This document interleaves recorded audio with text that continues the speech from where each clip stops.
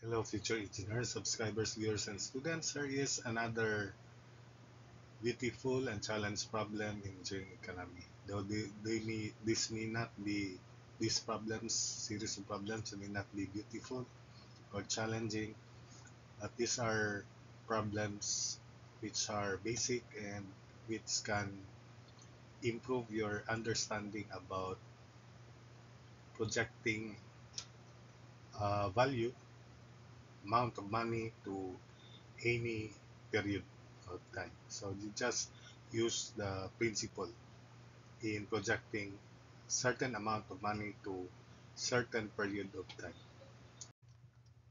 So again, there are four problems in this video and let's solve them one at a time. So this is the first. Find the effective rate if the nominal rate is 7%, compounded A, semi-annually, B, monthly, C, quarterly, and D, continuously. So for the first problem, the formula for effective rate, the idea is it is the ratio of the interest earned during the first year divided by the principal during that year. So that's why the effective rate formula becomes 1 plus nominal rate over m quantity raised to m minus 1. So for the first part, semi-annually, so m is 2. So ER equals quantity 1 plus 0.07 over 2 raised to 2 minus 1. Expressed in percent, it is 7.1225%.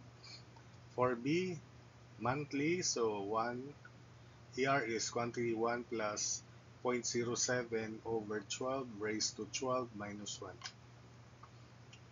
And in percent, it is 7.22901%. For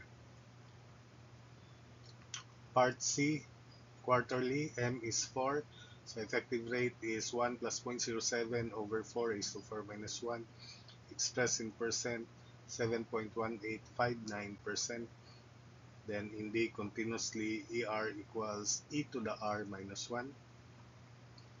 So substitute e to the 0.07 minus 1. So it is ln of 1.07. ln of e to the 0.07 minus 1 in percent, 7.25082%. In B, a businessman owes 360,000 pesos due immediately. For what face sum should he make out of a 90-day non-interest bearing note so that his creditor may realize 360,000 pesos on it if a bank discounts the note immediately at 8%? So we're looking for the sum to be made at the end of the 90 days. So that's F, and this is the present, 360,000 pesos. That's F. So the discount is based on this future work FDY. So 360,000 is equal to 360,000 plus FDY equals F. So F is equal to P plus interest on simple discount FDY. So factoring out F, so we have F times 1 minus dy equals P. So substituting F times quantity 1 minus 0.08 times 90 over 360 equals 360,000. Solving for F, F is 367,347 pesos. Then in C, find the nominal rate which if compounded semi-annually is equivalent to, the meaning of this is 7% compounded monthly. So this is a problem on equivalent rates. Equivalent rates compounded semi-annually is equal to equivalent rate when compounded monthly. So that's the idea. Formula for effective rate is quantity 1 plus nominal rate over n raised to n minus 1, and it is equated to the second case, 1 plus nominal rate over n raised to n minus 1, where n in the right side is 12 because this is monthly.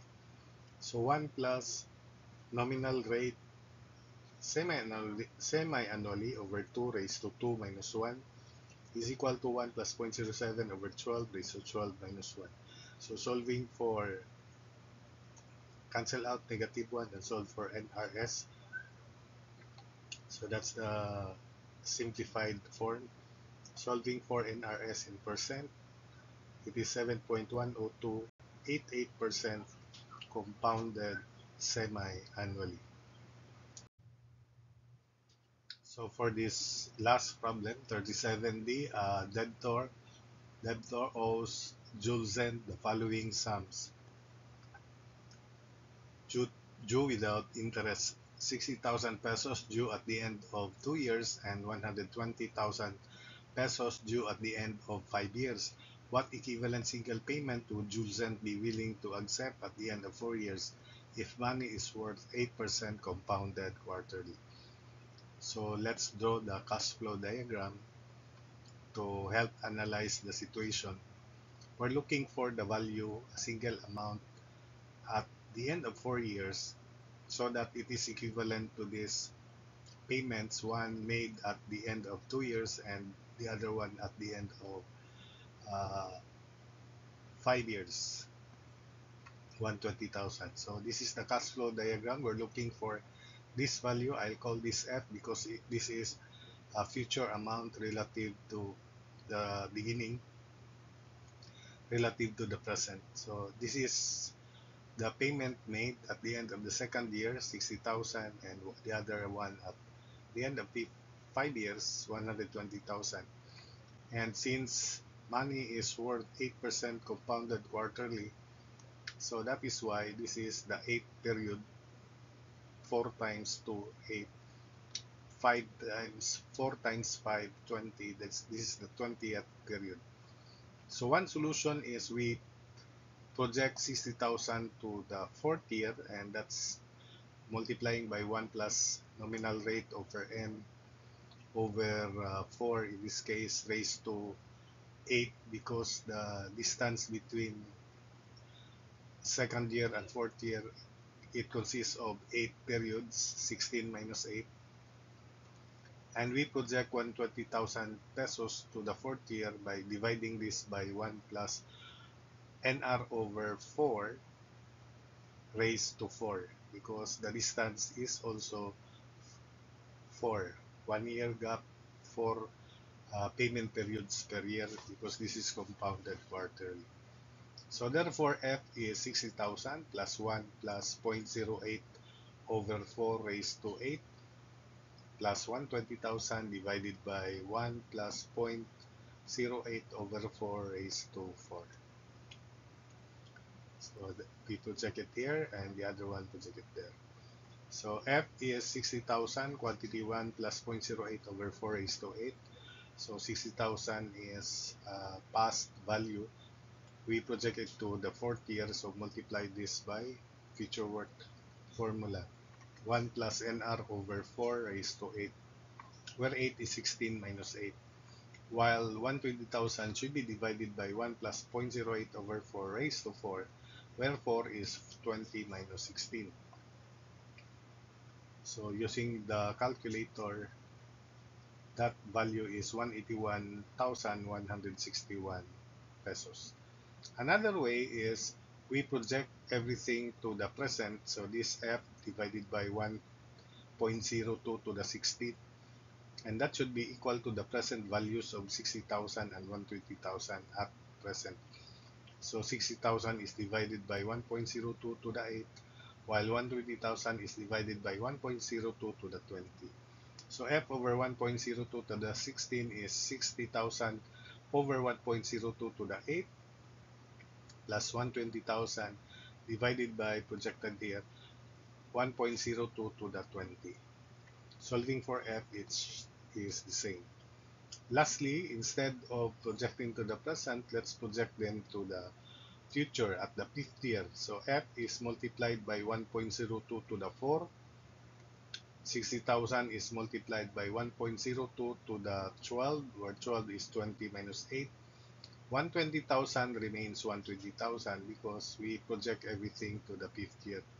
So another way is f times 1.02 to the 4 equals 60,000 times quantity 1.02 to the 12 plus 120,000, which is already the value at the fifth year, at the end of the fifth year. So solving for f, it should be the same, 181,161.